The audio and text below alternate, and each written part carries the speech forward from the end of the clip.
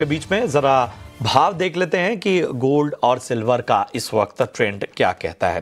तो आप गोल्ड में देखेंगे 1,28,305 ये लेवल अभी फिलहाल गोल्ड के नजर आ रहे हैं। 1,005 रुपए मजबूत, आधे % से ज्यादा की तेजी इस वक्त गोल्ड में हम देख पा रहे हैं। बात करें सिल्वर की, सिल्वर में भी तेजी का माहौल बना हुआ है। 1,77,999, जी हाँ, ये एग्जैक्ट लेवल है फिलहाल और लगभग 2% तक की जो है वो तेजी हमें देखने को मिल रही है। 3288 रुपए मजबूत होता हुआ इस वक्त सिल्वर। हालांकि जिस तरह के हम तमाम लेवल्स देख रहे थे सिल्वर में, उसमें इसके ऊपर तक के भी लेवल्स हमने देखे। इन सब के बीच में गोल्ड और सिल्वर पर पहले राय ले लेते हैं। हमारे साथ AIJGF के नेशनल सेक्रेटरी नितिन केडिया साहब चर्चा में शामिल हो रहे हैं, माफ कीजिएगा। और हमारे साथ GCL से अमित खरे साहब भी जुड़ रहे हैं। नितिन जी, गोल्ड और सिल्वर पे सबसे पहले अपनी राय दीजिए, और जिन बड़े लक्ष्यों की बात हो रही है वो तो अचीव हो चुके हैं। नमस्कार प्रशांत जी, सबसे पहले तो आपको जन्मदिन की हार्दिक बधाई। ईश्वर नित नए दिन आपकी कामयाबी के नए अवसर आपको प्रदान करें। और साथ में अमित जी को भी मेरा नमस्कार। देखिए, गोल्ड और सिल्वर की बात करें तो आज 8:30 बजे इंपॉर्टेंट डेटा आने वाले हैं, जिसमें इन्फ्लेशन का एक्सपेक्टेशन है, कोर पीसी इन्फ्लेशन, और ये काफी हद तक इंपॉर्टेंट है क्योंकि फेड ने अपने तमाम प्रीवियस स्टेटमेंट्स में ये बोला है कि वो जो इन्फ्लेशन के नंबर्स लेते हैं वो पीसीई इन्फ्लेशन के द्वारा लेते हैं, ना कि सीपीआई के द्वारा लेते। तो जो दो गाड़ी के ऊपर रेट कट या रेट हाइक की तलवार चलती है, उसमें से एक पहिया जो होता है वो इन्फ्लेशन के डेटा का होता है और एक पहिया जो होता है वो होता है जॉब्स के डेटा का। तो जॉब्स के डेटा चूंकि अब आने नहीं है 17 तारीख तक, उसके पहले ही फेड का मीटिंग है, तो आज का जो डेटा है वो बहुत इंपॉर्टेंटली हमको ये सजेस्ट करेगा कि आने वाले समय में फेड रेट कट हो सकता है या नहीं हो सकता। फंडामेंटली हटा के अगर चार्ट्स के ऊपर बात करें तो गोल्ड जो है वो काफी हद तक रेंज बाउंड हो चुका है और रेंज जो है वो 1,29,000 से 1,31,000 के आसपास चल रही है। अभी इस समय चूंकि हम लोग अपर रेंज के आसपास है, तो मेरे हिसाब से जो शॉर्ट टर्म ट्रेडर्स हैं वो केवल शॉर्ट करके चल सकते हैं 1,31,400 के आसपास का स्टॉप लॉस लगा के। नीचे में 1,29,600, 1,29,000 के टारगेट्स ले सकते हैं। ये सोने का जो व्यू है ये प्योरली टेक्निकली इंट्राडे व्यू है। पोजिशनली अभी भी हम लॉन्ग के अंदर हैं, पोजिशनली अभी भी हमारा मानना है कि तेज है, पर चूंकि आज हमें एक शॉर्ट अपॉर्चुनिटी दिख रही है, इसलिए आज ये ट्रेड हम ले रहे हैं। प्रशांत जी, चलिए, तो ये है राय नितिन जी की गोल्ड और सिल्वर पे। चलिए अमित जी, अपनी राय बताइए, आप गोल्ड और सिल्वर में क्या रणनीति लेकर आगे बढ़ रहे हैं? नमस्कार प्रशांत जी, जन्मदिन की ढेर सारी शुभकामनाएं। धन्यवाद सर। और आपके जन्मदिन के साथ ही देखिए पूरा मेटल मार्केट काफी तेज है आज। कॉपर हो, मेटल्स हो, सोने चांदी हो, और ये भी सेलिब्रेट कर रहे हैं। ओवरऑल ट्रेंड पॉजिटिव है। मेरे को लग रहा है सोना और चांदी नए लाइफ टाइम हाई के लिए रेडी हो चुके हैं। अगर हम ट्रेडिंग कॉल्स की बात करें तो रिस्क और मोमेंटम को ध्यान में रखते हुए मैंने मिनी लॉट के जो है इसमें ट्रेड बनाए हैं। अगर हम गोल्ड की बात करें तो फरवरी वायदा 1,29,000 के आसपास मिनी लॉट में खरीदारी करनी है। टारगेट रखना है ऊपर में 1,31,000 का, और स्टॉप लॉस रहेगा 1,28,000 के आसपास का। वहीं पे अगर हम सिल्वर मिनी की बात करें तो सिल्वर मिनी फरवरी वायदा 1,80,000 के आसपास फ्रेश खरीदारी ट्रेडर्स को करनी है। 1,86,000 रुपए का टारगेट है, 1 से 2 दिनों का ट्रेड रहेगा, और नीचे में 1,77,000 रुपए के नीचे का स्टॉप लॉस है। रेंज काफी बड़ी है। कल भी हमने देखा कि प्राइजेस 1,77 1,78 के आसपास जो है बड़ी सिल्वर के आए थे और वहां से वापस रिबाउंड कर गए। सेम सोने में भी हमने देखा कि 1,29 के आसपास के बॉटम बने थे और वहां से वापस रिबाउंड कर गए। तो इस रेंज का जो है ट्रेडर्स को फायदा उठाना चाहिए। हर गिरावट एक खरीदारी की अपॉर्चुनिटी है। 1 से 2 दिनों का ट्रेड है ये मेरा। जी प्रशांत जी। चलिए, तो ये है राय आपको मिलती हुई। एक बार फिर से दोहरा दूं, गोल्ड मिनी जनवरी कॉन्ट्रैक्ट बाय एट 1,29,000, टारगेट यहां 1,31,000 के, स्टॉप लॉस आपको रखना है 1,28,000 के नीचे का। सिल्वर मिनी की रणनीति भी आपके सामने रखते हैं। अमित जी की राय है जो silver mini February contract buy at 1,80,000, 1,80,000, target 1,86,000 और स्टॉप लॉस बिलो 1,77,000 के आपको मेंटेन करने हैं। चलिए, अब दर्शकों के जो गोल्ड और सिल्वर को लेकर सवाल हैं उसको फोकस करते हैं। अरविंद जैन जी का सवाल लेते हैं, राजस्थान से इन्होंने सवाल हम तक पहुंचाया है, और चांदी पर नजरिया बताएं, किस भाव पर खरीदना है और टारगेट। तो खरीदारी के मौके ढूंढ रहे हैं अरविंद राजस्थान से। नितिन जी आप बताइए, वैसे तो आपने विस्तार से रणनीति बताई, लेकिन चूंकि दर्शक ने एफर्ट किया है, अपना सवाल हम तक पहुंचाया है, तो स्पेसिफिकली उन्हें राय दीजिए। सर जी 1,81,250 और 179,000 तक के लेवल्स पे शॉर्ट टर्म के लिए सिल्वर को बाय करके चल सकते हैं। स्टॉप लॉस जो हम रख सकते हैं वो 1,76,000 के नीचे रखेंगे और टारगेट हम जो शॉर्ट टर्म का लेके चलेंगे वो 1,87,000 1,88,000 के आसपास लेके चलेंगे। का जो स्टॉप लॉस है वो आपको मेंटेन करना है और यहां पर 1,87,000 1,88,000 तक के लक्ष्य हासिल हो सकते हैं। सतीश चंद्र गुप्ता हैं हाथरस उत्तर प्रदेश से और बोल रहे हैं कि फिजिकल चांदी को किस भाव पे खरीदना सही होगा और मौजूदा भाव क्या मुफीद है, बताएं अनुज जी क्या राय होगी। जी प्रशांत जी, सिल्वर जैसे कि फिजिकल मार्केट में 5 से 7 हजार रुपए लगभग ऊपर चलती है एमसीएक्स वाले से। तो अभी बड़ी सिल्वर मार्च वाला 1,82 के आसपास चल रही है। तो ऑलमोस्ट देखा जाए तो 1,85 1,87 88 के रेंज में अभी फिजिकल मार्केट में ये कारोबार हो रही होगी। अगर ये इन्वेस्टमेंट के पॉइंट ऑफ व्यू से लेना चाह रहे हैं तो मेरे को लग रहा है 1,70 और 1,72 की रेंज में अगर प्राइजेस मिलते हैं तो ये बिल्कुल काफी अच्छी अपॉर्चुनिटी रहेगी लॉन्ग टर्म ट्रेडर्स के लिए। और वहां से प्राइसेस जैसे बाउंड होंगे तो मेरे को लगा 198 के आसपास के भाव जल्दी देखने को मिलेंगे। ओवरऑल अभी जो मुझे रेंज नजर आ रही है सिल्वर मार्च वायदे के हिसाब से 1,72 एक बेस फॉर्मेशन हो सकता है, एक अच्छा सपोर्ट है। और ऊपर में देखा जाए तो 1,98,000 के आसपास के भाव इसमें जल्दी देखने को मिलेंगे। चलिए, तो आपको कहीं ना कहीं एक बेहतर नज़रिया मिलता हुआ। इस बीच हम बता दें हमारे साथ जुड़ चुके हैं अनुज चौधरी मेरे एसेट शेयर खान से। अनुज जी बहुत बहुत स्वागत। ज़रा गोल्ड और सिल्वर पर अपनी कॉल सबसे पहले दे दीजिए। जी, ओवरऑल गोल्ड और सिल्वर में ट्रेंड ऊपर की तरफ में ही है। आज यूएस का जो इन्फ्लेशन डेटा है वो काफी इंपॉर्टेंट डेटा है। वो उससे एक ट्रेंड और क्लियर हो जाएगा कि जो भी 10 तारीख को जो फेड मीटिंग है उसमें इंटरेस्ट रेट के क्या एक्सपेक्टेशन रह सकती है। ऑलरेडी एक 90% प्रोबेबल मार्केट एक्सपेक्टेशंस है कि एक 25% रेट कट होने के चांसेस है। तो उसके वजह से हमने देखा कि डॉलर इंडेक्स भी नीचे की तरफ में जा रहा है। गोल्ड सिल्वर और बेस मेटल्स भी ऊपर की तरफ में ट्रेड कर रहे हैं एज दोनों के अंदर में जो कोरिलेशन है वो इनवर्स है। तो अभी भी ट्रेंड ऊपर की तरफ में है।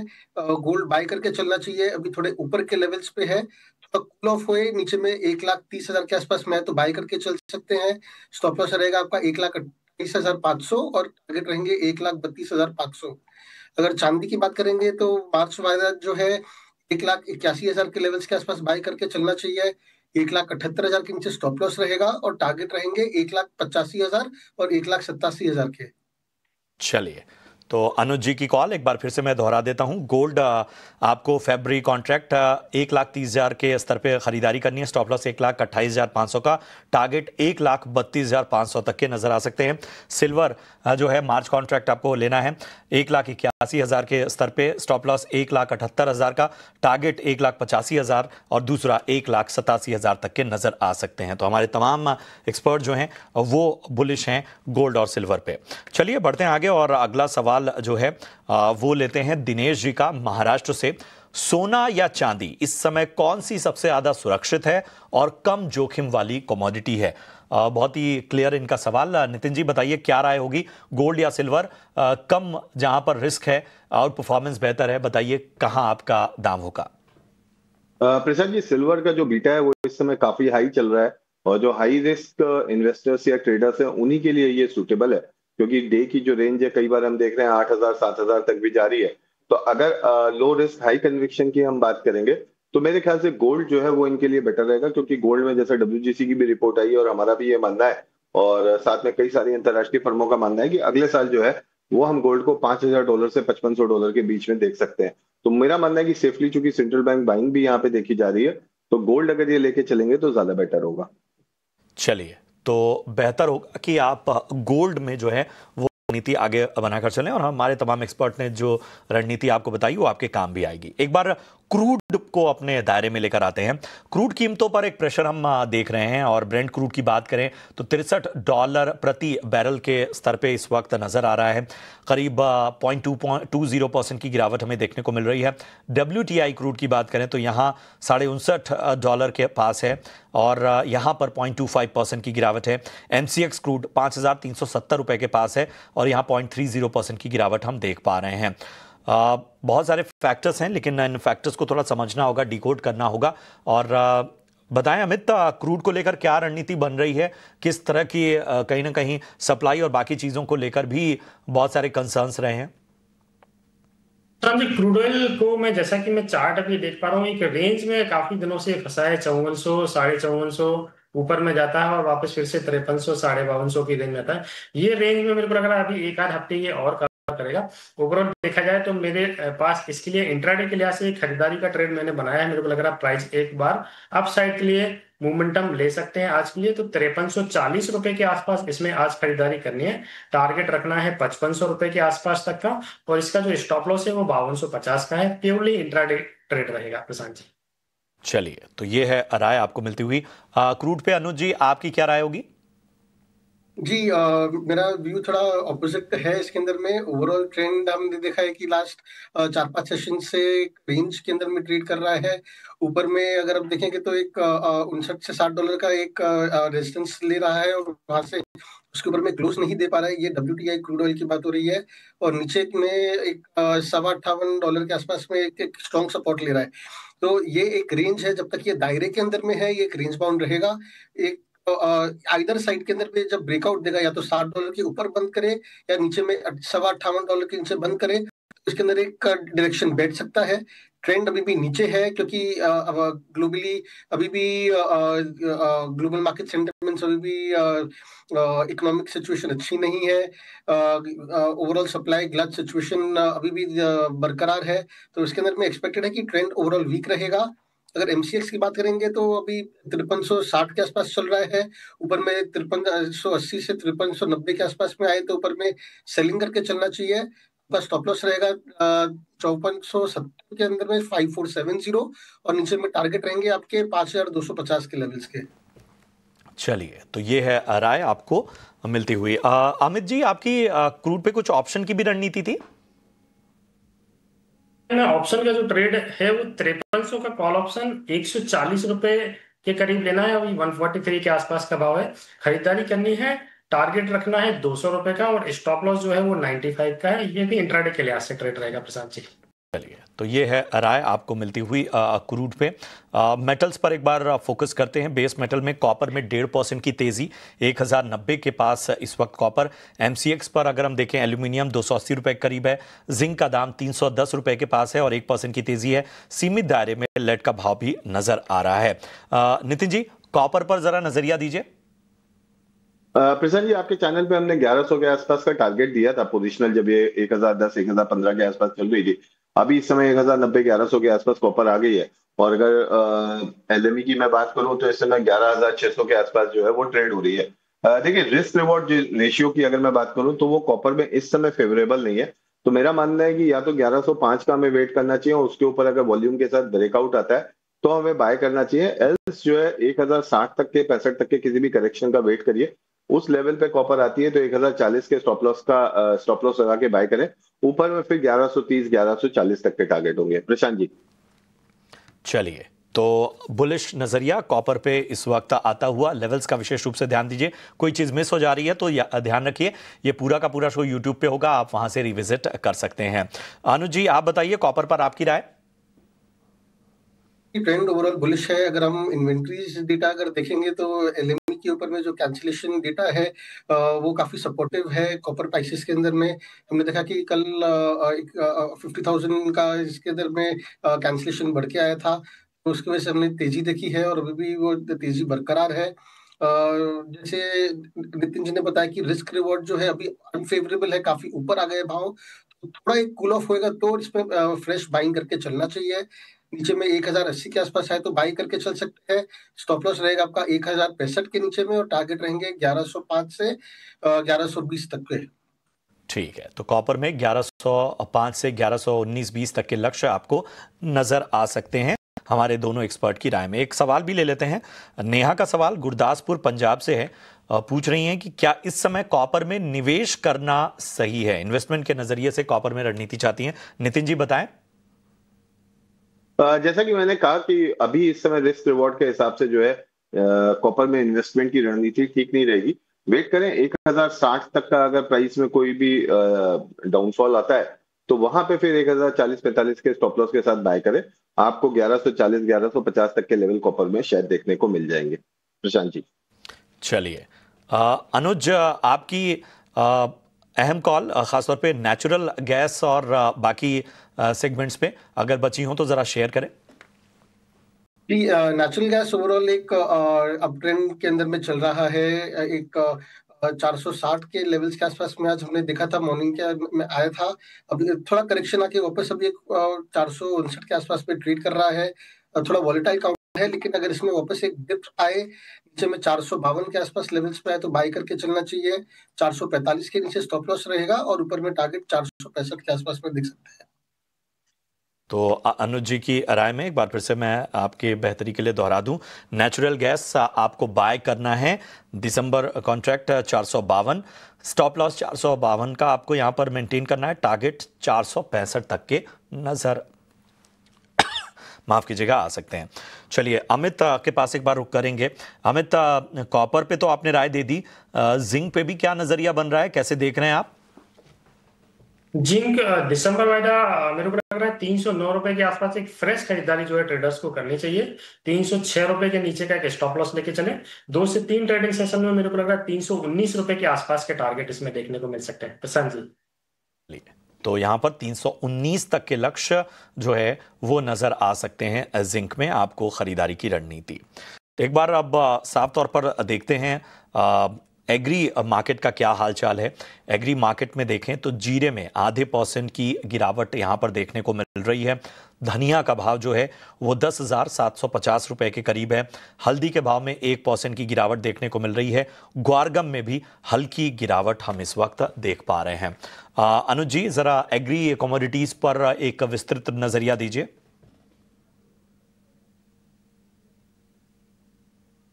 अनुज जी आवाज आ रही है आपको? जी, मैं एग्री कमोडिटीज ट्रैक नहीं करते। अच्छा, ठीक है। तो एग्री कमोडिटीज पर आज हमारे साथ अमित जी, आप ट्रैक करते हैं क्या एग्री कमोडिटीज? हाँ जी बिल्कुल। ठीक है, चलिए एक हमारे दर्शक हैं उनका सवाल लें उससे पहले जरा हमें बताइए कि क्या राय बन रही है आपकी एग्री कमोडिटीज पे। हाँ जी बिल्कुल, एक एक करके हम समझ लेते हैं प्रशांत जी। पहले हम वार्षिक की बात कर लेते हैं। जनवरी वायदा एक पुलबैक रैली मेरे को लग रहा है चार्ट में दिखाई दे रही है और ये काफी टाइम से पेंडिंग भी है। तो 4700 के आसपास जनवरी वायदा वार्षिक में एक फ्रेश खरीदारी ट्रेडर्स कर सकते हैं। थोड़ा सा शॉर्ट टर्म का व्यू है। 5100 के आसपास के टारगेट है और 4600 रुपए के नीचे का इसका एक स्टॉप लॉस रहेगा। वहीं पे जनवरी वायदा कपास का कुकुड़ में एक फ्रेश खरीदारी जो है चार्ट पे नजर आ रही है। 2900 से लेके 2890 की रेंज में कहीं पे भी खरीदारी की जा सकती है। ऊपर में 2970 1 से 2 ट्रेडिंग सेशन का टारगेट रहेगा और नीचे में 2840 के नीचे का एक स्टॉप लॉस है। वहीं पे अगर हम बाकी और जीरे की अगर हम बात करें तो जनवरी वायदा जीरा मेरे को लग रहा है 21,000 से लेके 22,400 की रेंज में कारोबार करेंगे और 21,000 के आसपास जैसे ही जीरा अगर जनवरी वायदा मिलता है तो खरीदारी ट्रेडर्स से करनी है। 22,400 का लक्ष्य रखना है और 20,500 का स्टॉप लॉस रहेगा। वहीं पे कैस्टर की अगर हम बात करें तो कैस्टर का फंडामेंटल प्लस टेक्निकल दोनों काफी पॉजिटिव अभी चार्ट पे दिखाई दे रहे हैं। एज पर चार्ट जनवरी वायदा कैस्टर 7,000-7,030 की रेंज में कहीं पर भी खरीदारी की जा सकती है। नीचे में 6,900 के नीचे का स्टॉप लॉस मेंटेन करना है। ऊपर में 7400 रुपए तक के टारगेट इसमें देखने को मिल सकते हैं। चलिए, तो अनुज अमित जी की राय साफ तौर पे एग्री कमोडिटीज पर एक बार फिर से दोहरा देता हूं। जनवरी वायदा आपको कपास में 2890 इस रेंज में खरीदारी की सलाह। टारगेट शॉर्ट टर्म के 2970 और 2840 का आपको स्टॉप लॉस रखना है। वहीं बात करें अगर हम ग्वार सीड की तो यहाँ 4700 के स्तर पे आपको लेना है। टारगेट 5100 के, स्टॉप लॉस 4600 तक का आपको नजर आ सकता है। एक सवाल भी ले लेते हैं जो कि हमारे एक दर्शक ने पूछा है। सुरेंद्र गुप्ता हैं गुणा एमपी से और पूछ रहे हैं अमित जी की फिजिकल में सोयाबीन 10 टन 2 साल के लिए 5250 पर खरीदा है। मैं सवाल एक बार फिर दोहरा देता हूं, फिजिकल में सोयाबीन 10 टन 2 साल के लिए 5250 पे खरीदा है, इसके 5000 तक आने की कितनी संभावना है? अमित जी। तो संत जी काफी टाइम हो गया इनकी खरीदी को, क्योंकि 5000 के भाव काफी पहले थे, और अभी देखा जाए तो जो सोयाबीन प्लांट का जो भाव है वो 4600 प्लस टैक्सेस के आसपास अभी कारोबार कर रहा है। मेरे को लग रहा है इनको थोड़ा सा वेट करना पड़ेगा, मई या जून के आसपास लगभग 5000 के भाव इसमें देखने को मिल सकते हैं। अभी इसका जो रेंज मेरे को नजर आ रहा है वो 4500 से लेके 5000 रुपए का ही रेंज रहेगा। तो एक अभी देखा जाए तो लोअर रेंज के आसपास ही कारोबार कर रहा है, लोअर साइड में जो है लिमिटेड है, बट अपर साइड में 3 से 4 महीने में लगभग 5000 के आसपास के भाव इनको देखने को मिलेंगे। प्रशांत जी। चलिए, तो ये है रणनीति आपको मिलती हुई सोयाबीन में। एक सवाल लेते हैं हमारे दर्शक प्रवीण का, हिसार हरियाणा से इन्होंने सवाल पूछा है। 1,82,000 में चांदी खरीदी है और पूछ रहे हैं स्टॉप लॉस या और टारगेट अब बताएं। नितिन जी बताइए क्या राय होगी? 1,82,000 में इन्होंने सिल्वर में बाइंग की है। अगर शॉर्ट टर्म के लिए लिए तो 176 के स्टॉप लॉस पे इसको होल्ड कर सकते हैं। ऊपर में अगर आप 31 तारीख तक इसको होल्ड रख सकते हैं तो आपको 2 रुपए तक के टारगेट्स देखने को मिल जाएंगे।